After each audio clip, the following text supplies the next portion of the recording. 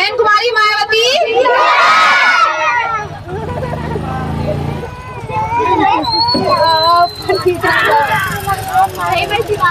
आज जो मैं यहाँ आई हूँ अपने बहन और भाइयों से मिलने के लिए, पहले तो मैं वो कारण बता देती हूँ कि मैं आपसे मिलने क्यों आई हूँ। तो आज हमारी जो गरीबों की पार्टी है बहुजन समाज पार्टी, उसके जो जन्मदाता थे मान्यवर श्री काशीराम जी, आज के दिन वो पैदा हुए थे पंजाब में। बच्चे शोर नहीं करेंगे, सब आराम से सुने। तो गरीबों की जो पार्टी है बहुजन समाज पार्टी, जिसकी उन्होंने स्थापना करी थी, तो उनका जन्म पंजाब में हुआ था।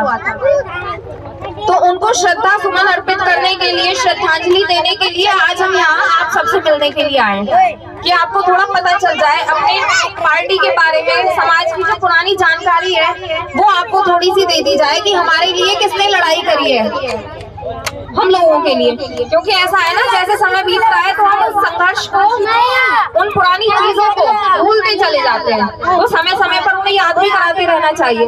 मानती है ना बहनें मेरी? बच्चे सब आराम से बैठे, बैठ जाओ आराम से।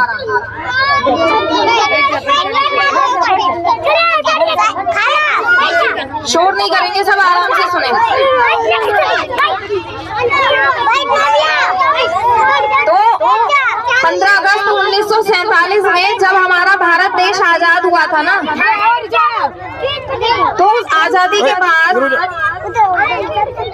हमारे गरीबों के लिए, शोषितों के लिए, वंचितों के लिए, अल्पसंख्यकों के लिए, यानी आपके लिए मुस्लिम समाज जो है, उनको उनके अधिकारों के दिलाने के लिए, उनके हक की लड़ाई दिलाने के लिए किसी ने संघर्ष भी करा था आज से 60 साल पहले। तो आज उनका जन्मदिन है। हम जो आज यहाँ तक आ गए हैं उसके पीछे एक बहुत लंबी लड़ाई है, बहुत लंबा संघर्ष है। क्योंकि न्याय की बात तो बहुत करते हैं, लेकिन जब सही समय आता है ना तो न्याय कोई नहीं करेगा।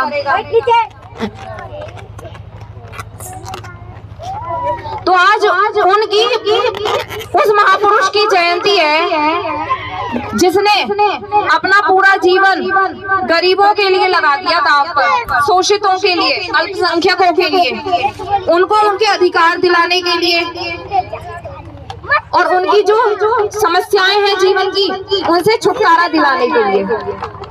तो क्या ऐसे महापुरुष को हमें भूलना चाहिए? नहीं भूलना चाहिए।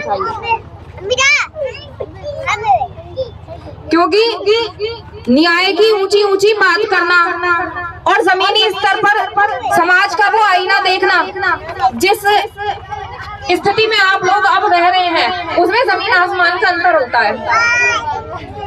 वोट मांगने के लिए तो बहुत आएंगे, वायदे करने के लिए तो बहुत आएंगे, लेकिन क्या आपकी समस्याओं से आपको कोई छुटकारा दिला पाएगा?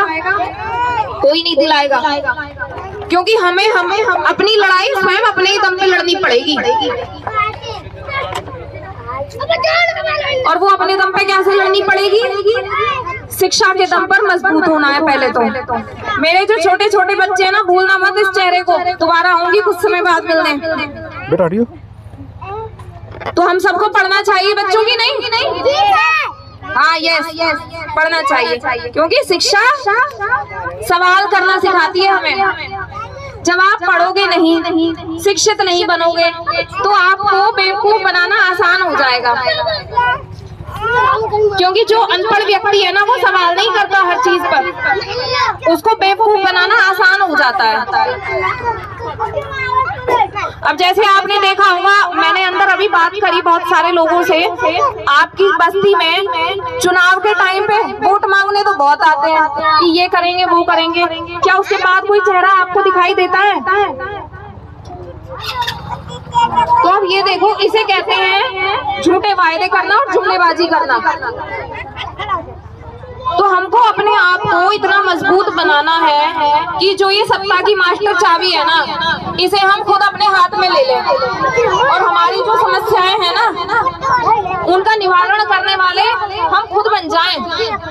क्योंकि जितनी वोट की ताकत आप में, उतनी अंबानी की वोट में है। ये ये भैया क्या काम करते हो आप? सब मजदूर हैं। क्या आपकी वोट की ताकत कम है अंबानी से? बराबर है ना। तो बाबा साहब का जो संविधान है ना, उसने हर व्यक्ति को वोट डालने का अधिकार इसीलिए दिया है कि एक वोट के दम पर जो सत्ता की मास्टर चाबी है उसे आप अपने हाथ में ले सकें और अपना राजा किसी को भी बना सकें, खुद भी राजा बन सकें। और जब तक राजनीति का हिस्सा नहीं बनोगे, सत्ता की मास्टर चाबी अपने हाथ में नहीं लोगे, तो हमेशा इन्हीं झुग्गी झोपड़ियों में हम रहते चले आएंगे। इन समस्याओं से हमें कोई दूर नहीं निकाल पाएगा। तो हमको कोशिश करनी चाहिए, जो मान्यवर साहब का जो एक मैसेज ये भी था कि एक तो शिक्षित बनना है, ऊपर से अपना जो संगठन है ना, ये 10 जगह ना बटे कि 4 लोग इस लाइन में चल रहे हैं, 4 लोग इधर, 4 लोग उधर। तो क्या कोई लड़ाई को लड़ सकता है? ऐसी नहीं लड़ सकता। लड़ाई जो है ना, संगठन के बल पर लड़ी जाती है। जब तक संगठन कमजोर होगा तो कोई लड़ाई नहीं लड़ सकते, हम कोई जंग फतह नहीं कर सकते। तो इसलिए शिक्षित रहना है, संगठित रहना है और संघर्ष करने से कभी नहीं डरना है,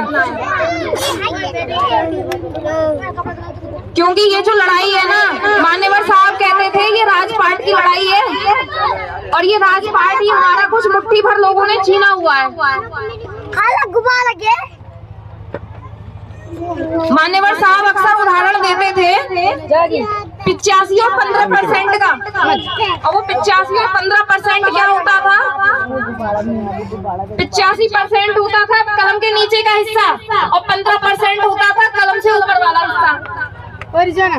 तो ये कलम है, नीचे का हिस्सा 85%, ऊपर वाला जो हिस्सा है 15%, वो इस पे राज कर रहा है। तो ये जो 85% वाले हैं ना, इनको अपनी ताकत को जानना होगा कि तुम कमजोर नहीं हो, किसी चीज में कमजोर नहीं हो। यदि बाबा साहब की वोट की ताकत, संवैधानिक ताकत आपके साथ है, तो आपसे ज्यादा ताकतवर कोई नहीं है।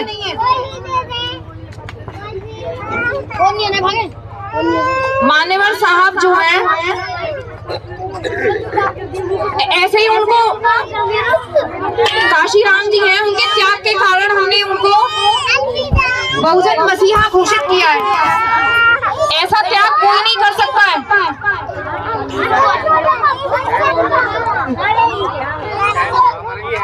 देखिए, ऐसा त्याग जिसने व्यक्ति ने जीवन भर शादी नहीं करी, अपना परिवार छोड़ दिया आपकी लड़ाई लड़ने के लिए, तो हमको ऐसे बहुजन महापुरुष को सदैव अपने हृदय में स्थान देना चाहिए। और जो हमारी बहुजन समाज पार्टी है ना, उसके साथ हमेशा कंधे से कंधे मिलाकर चलते रहना है, क्योंकि देश की एकमात्र बहुजन समाज पार्टी ही वो पार्टी है जो आपको आपकी समस्याओं से छुटकारा दिला सकती है। जिन बस्तियों में आप रह रहे हैं ना, जब बहन जी 4 बार उत्तर प्रदेश में बहन जी की सरकार बनी, मुख्यमंत्री बनी थी ना, तो आप ही के बहन भाइयों को पक्के मकान दिए थे उन्होंने काशीराम आवास योजना में।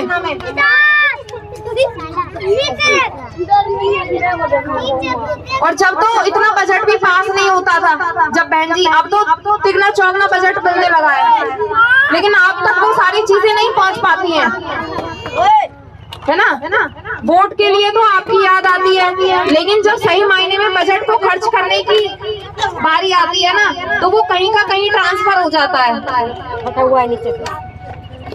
और भोली भाली जनता को जाति और धर्म के नाम पर उलझा के रखा जाता है। तो इसलिए तुम सबको पढ़ना है, छोटे बच्चे भी सब पढ़ेंगे, हाँ, क्योंकि पढ़ लिख कर आप मजबूत बनोगे। अपनी जो जीवन में ये जितनी भी समस्याएं हैं ना, कि पानी की समस्या, नाली की समस्या, पक्के मकान की समस्या, अच्छा खाने की समस्या, अच्छे कपड़े पहनने की समस्या, केवल शिक्षा ही उन सारी चीजों को दूर कर सकती है। क्योंकि बिना पढ़े लिखे ना तो आपको शिक्षा अर्जित कर पाएंगे और ना ही अपनी समस्याओं को दूर कर पाएंगे। तो इसलिए आज का मैसेज मान्यवर साहब का ये भी है कि हम सबको पढ़ना है, संगठित रहना है, और हमारी जो बहुजन समाज पार्टी है उसके साथ कंधे से कंधा को मिलाकर चलना है।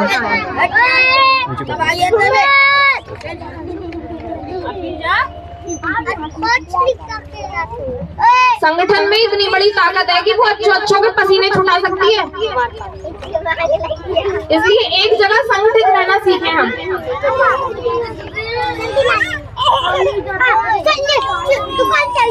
पढ़ाई में बहुत ताकत होती है।